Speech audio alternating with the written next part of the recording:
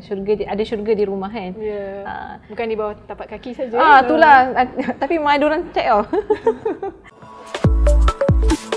Hai, Assalamualaikum warahmatullahi wabarakatuh. Selamat datang ke rancangan Hacks episod yang ke-12 penutup 2020. Jadi disebabkan hari ini adalah penutup, saya bawakan anda guest kita, kakak kesayangan saya, Kak Salwa. Kak Salwa boleh kenalkan diri? Okay, Assalamualaikum. Hai, saya Salwa. Nama penuh Suriati Salwa binti Idris, merupakan anak sulung daripada 5 adik-beradik dan juga ibu kepada 4 orang anak. Masya Allah, very precise lah dia punya perkenalan. Kak Salwa punya perkenalan diri. First speaker yang buat macam tu. Dia akan bully Kak Salwa.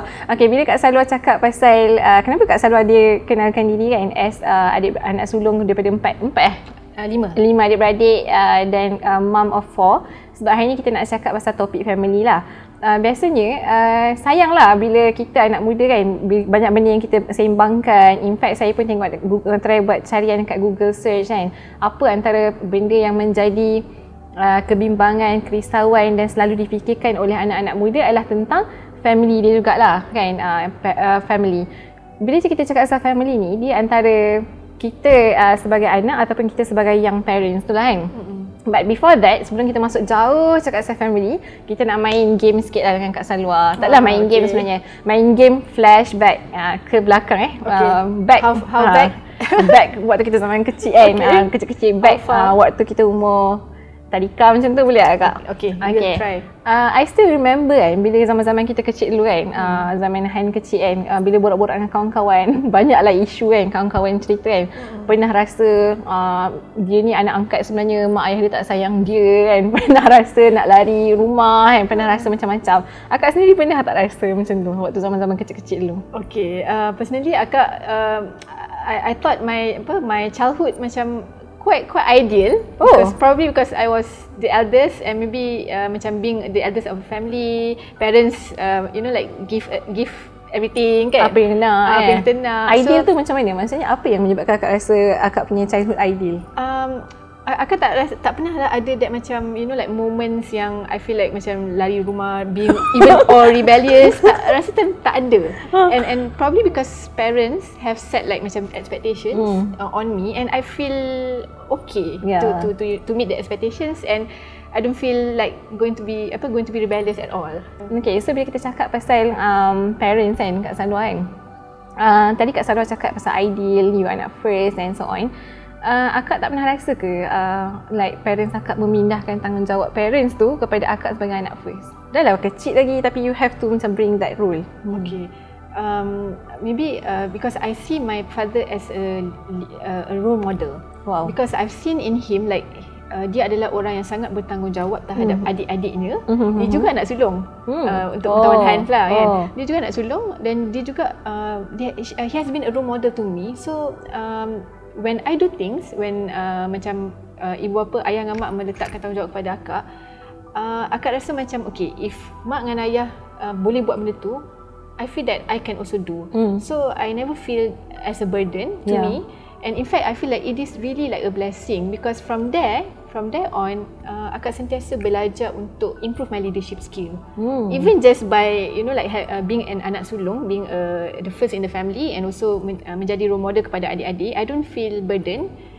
In fact, I'm proud and I'm blessed that they are also assigning certain things for me to lead and also to be to be accountable with. Sebab akhirnya dia memberi satu masukan kepada diri akak ni sebagai satu individu yang ada rasa tanggungjawab and ada sifat kepimpinan. So it was nurtured. Nurtured dia macam bukan pindah macam tu je. Bukan pindah tapi macam tu je. Tapi dia nurture. Apa bahasa Melayu nurture tu? Disemai, dipupuk. Okey. Okey, dia memang okey, faham, menarik. Maksudnya dia tak boleh lah tiba-tiba cakap kan, tapi dia dipupuk, which is dia ambil masa lah kan, fasa ke fasa lah. Okey, bila akak cakap akak tak rasa burden, akak rasa apa sebenarnya? Okey. In short word, I feel blessed.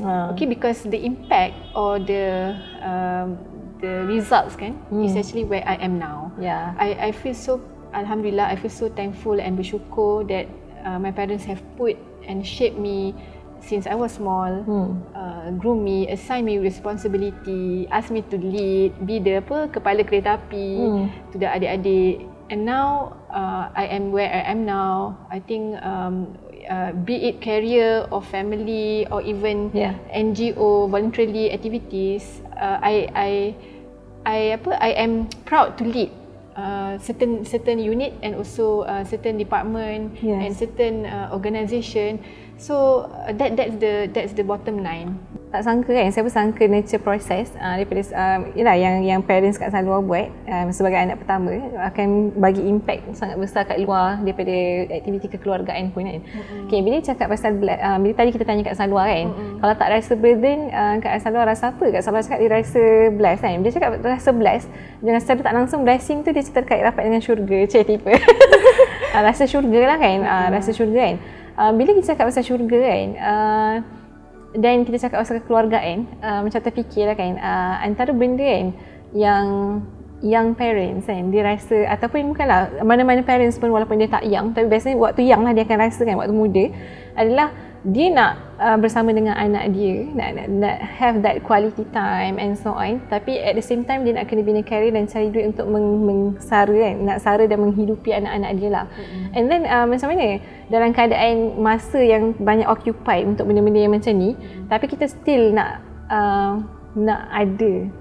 mendapat tempat dalam hati anak-anak kita. Okay, I think here comes the emotional part lah kan, because we talk about me being the daughter of my parents, and now it's my time to be the best parents to my kids.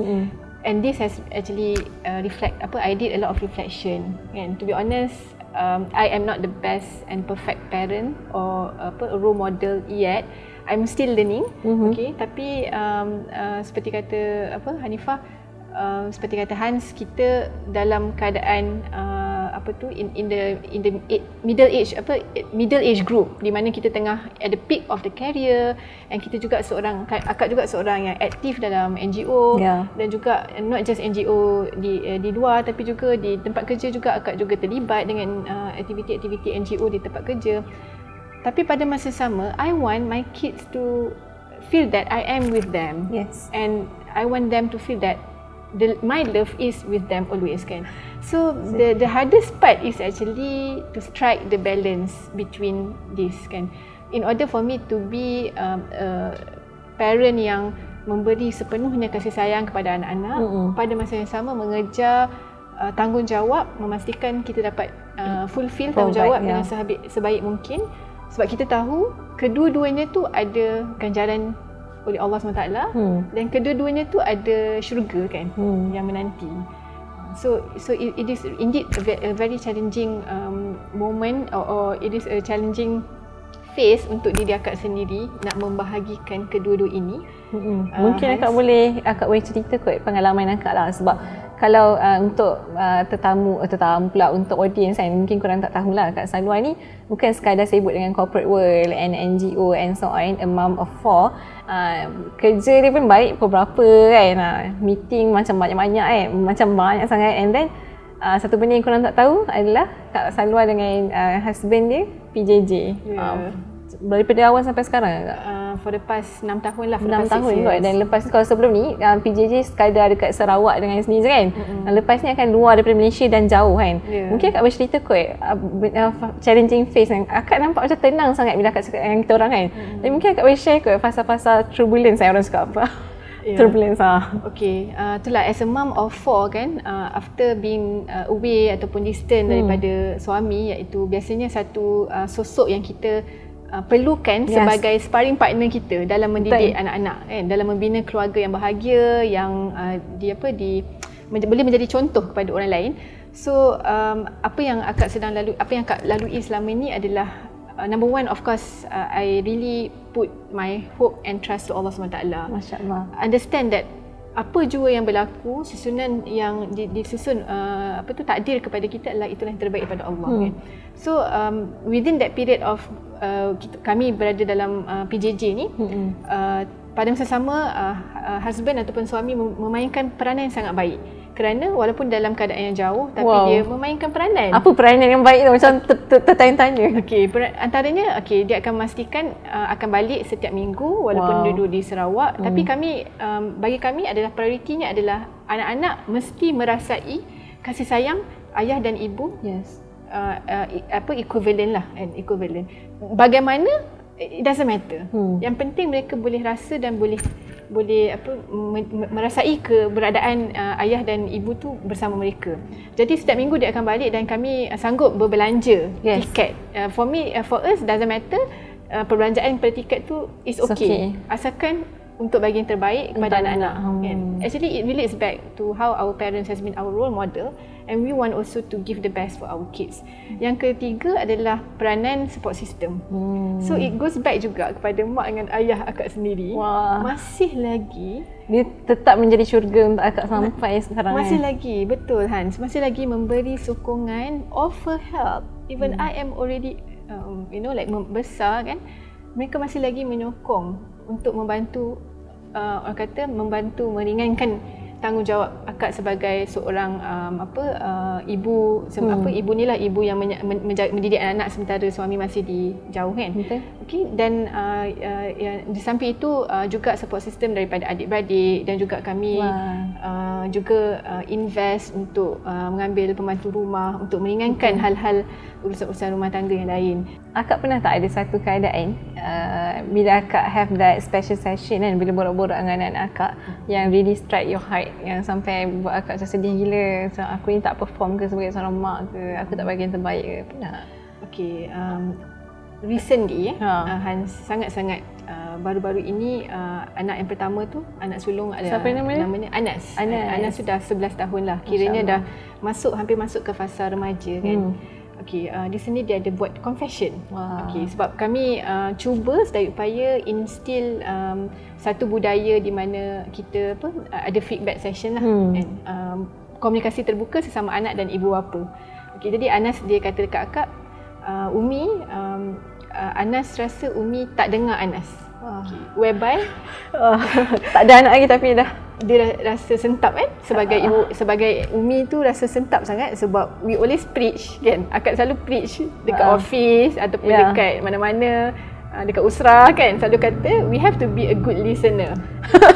Tapi apabila itu datang daripada anak sendiri, sangat menyedihkan hatilah kan.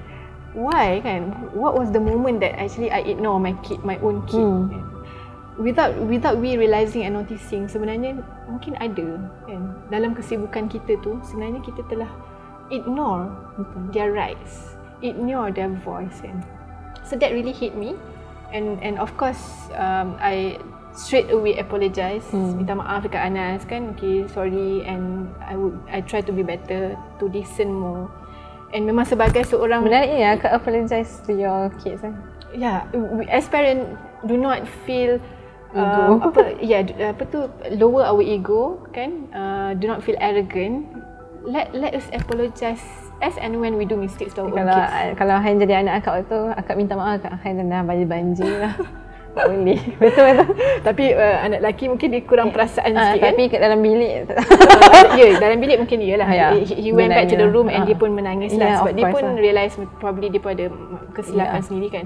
So that was really a hit moment, and from there on I always reflect. Okay, selalu membuat refleksi dan muhasabah. Sebenarnya ada banyak lagi ruang-ruang penambahbaikan sebagai seorang ibu. Although I thought that I've tried my best, tapi I realised that there are still a lot of gap and area of development for me to close and improve. Patutlah orang asyik cakap satu quotes ni kan, it takes a village kan to raise a child kan. Bila cakap it takes a village to raise a child, dia macam ada maksud tersurat dengan tersirat lah. Yang pertama sekali macam Kak Salwa cakap tadi kan, maksudnya perlukan support system. Maksudnya kalau mak dengan ayah je untuk raise nak bagi anak tu rasa cukup kan, dengan cinta dan sebagainya, memang tak cukup kan, sebab anak mak dengan ayah ni takkan ada dengan anak tu selama-lamanya lah kan. And then secondly dari segi tersiratnya adalah village tu dari segi macam effort. Macam Hain ambil perkataan village tu dari segi a lot of effort lah untuk memahami anak-anak. Maksudnya you tak boleh lah macam simply macam kalau aku dibesarkan macam tu, aku kena besarkan anak aku macam tu. Kalau anak first macam ni, anak kedua kena macam ni kan. Okay, and secondly, kita masuk ke fasa yang ke arah penutup Kak Salwa kan. Bila kita cakap macam mana, biasanya kan anak-anak selalu dituntut kan untuk merasakan mak bapak dia adalah syurga dia. Tapi pernah tak kita sebagai young parents merasakan anak-anak kita adalah syurga kita? Apa pendapat Kak? Bagi akak, it's really indeed something that motivates me sebab jalan ke syurga tu luas. Kan? Dan salah satunya adalah dengan menjadi ayah dan ibu yang terbaik untuk anak-anak kita.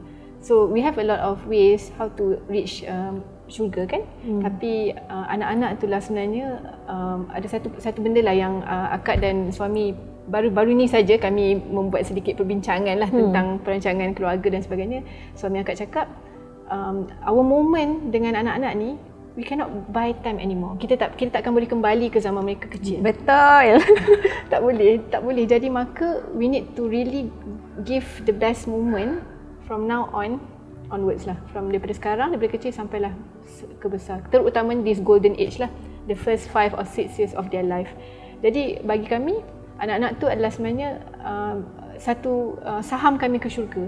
Dengan kami mendidik mereka, of course dengan mengisi kefahaman agama yang sebaik mungkin, pada masa sama membuatkan mereka memahami tugas kami, dan kami pun sebaik mungkin dapat menyampaikan, memberikan kasih sayang kepada mereka, dan mereka tu sekiranya menjadi anak-anak yang soleh dan solehah, dia akan menjadi jalan pada kita ke syurga. It's not just them but also to the parents, to all of us. Dan hari ni kan, episod Hacks yang ke-12 penutup 2020, dengan segala kesusahan yang kita alami kan, yang kena lockdown, PKP, berapa banyak orang riskan pasal penderaan rumah tangga kan. Anak-anak sekecil darjah 1 kan, bila kena disibukkan dengan belajar online, rasa stres sebab mak ayah dia pun stres kan. Tapi ketahuilah kan, ini adalah satu cabaran baru yang kita semua sedang hadapi, dan there is always time untuk kita improve better, dan apa yang dah tersilap tu kat belakang lah kan. Dan percayalah kan, yang parents, anak-anak sentiasa akan bagi ruang dekat kita untuk kita jadi a better parents lah from time by time kan. Dan sukalah bila borak pasal benda ni, dan jangan pernah takut lah untuk improve diri kita lah kan. Macam mana anak sekecil 4-5 tahun, dia dah rasa content dengan diri dia, dan dia cakap, Umi and Abi, you guys are the best, my best syurga lah. Okay, so sebagai penutup lah, nak bagi saya nak bagi kat Salwa, apa bayangan akak waktu akak dapat tajuk ni? Okay, apa yang terbayang akak, macam apa yang struck your head lah? Okay, masa pertama sekali dapat tajuk tu, honestly rasa firstly rasa confused. Sama adakah akak ni sebagai seorang anak ataupun sebagai seorang ibu kan. Tapi bila think back, sebenarnya ia adalah ibarat anak-anak tu bercakap kepada kita, Umi, you are our syurga kan, Umi lah syurga kami kan. Jadi yang first thing that struck my mind adalah, have I done enough kan, am I a good mother? But those questions tu bukan sebagai satu punishment ataupun penalize kepada diri sendiri. Actually a good time untuk kita reflect, do a lot of muhasabah, and accept if we have done any mistakes. Kita accept it, and we need to forgive ourselves for it. Of course kita minta maaf juga daripada Allah SWT kan, sekiranya kita lakukan kesalahan, tapi kita kena terima kesalahan kita tu sebagai part and parcel of our life.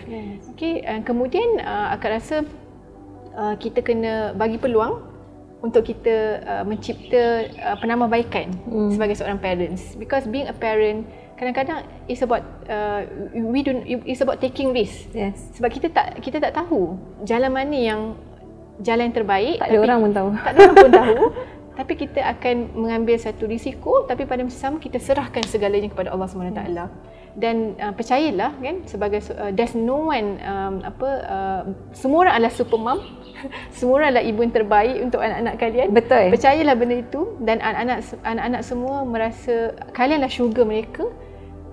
Dan keep on giving the best love to them unconditionally kepada mereka, so that they will feel that syurga tu depan mata mereka, dalam rumah mereka sendiri. Betul. So rasa memang dah very nice wrap up kan Kak Salwa, very tenang cakap kan. Dan macam mana isu-isu macam ni lah yang kita kena borakkan kan. Kalau betul kita nak adakan syurga di rumah, antara benda yang kita kena seimbangkan selalu adalah tentang perkara syurga di rumah lah. Kalau tak, kita tak meletakkan satu benda tu sebagai satu agenda dalam hidup kita lah. And secondly, dan last adalah sajalah nak ingatkan, saya yakin je korang tak pun macam tu. Biasanya orang akan cakap nak besarkan, nak bagi macam-macam kat anak-anak sebab supaya nanti bila dia dah besar dia boleh balas semua tu balik lah. And that I think macam tak best lah sebenarnya. Bila kat Salwa sebut unconditional love, kita bukan buat benda tu sebab untuk dapat return favour balik kan. Tapi kita buat semua tu, kalau return favour yang kita minta pun adalah syurga dengan redha Allah tu lah sebenarnya. Yang ada syurga di rumah. So selambat mewujudkan syurga di rumah masing-masing, dan kita tak pernah terlambat untuk mengadakan syurga tersebut. Terlambat bila kita dah habis masa kita lah dekat dunia ni. So hashtag kita apa kat Salwa hari ni? Syurga terindah. InsyaAllah semoga kita doakan Allah memberkatilah semua usaha-usaha kita, dan Allah guide jalan-jalan kita, dan Allah tak lepaskan diri kita terhadap diri kita sendiri walaupun sekelip mata. Okey, tu je. Jangan lupa subscribe ke channel, semua channel Ikram, which is ada dekat YouTube, lepas tu ada dekat Twitter, ada dekat Facebook, ada dekat Instagram, dan jangan subscribe je, follow, share, likes, dan sebarkan ke mana-mana supaya syurga tu wujud di semua rumah-rumah di atas muka bumi ni. Assalamualaikum warahmatullahi wabarakatuh. Bersama membina masyarakat rahmat.